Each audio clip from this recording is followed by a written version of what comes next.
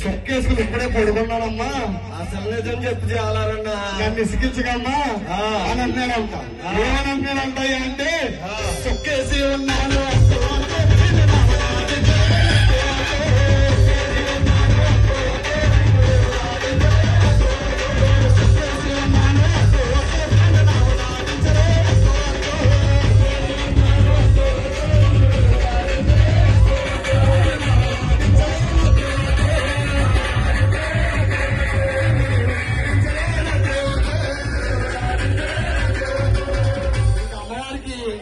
మందేశాడని తెలిసేసరికి కోపం వచ్చేసిందండి. కోపం వచ్చేసి ఏమంటుందయ్యా అంటే నేనెవరో తెలుసారా?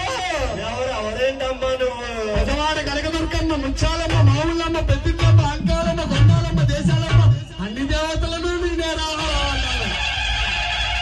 చాలే అల్లవమ్మా.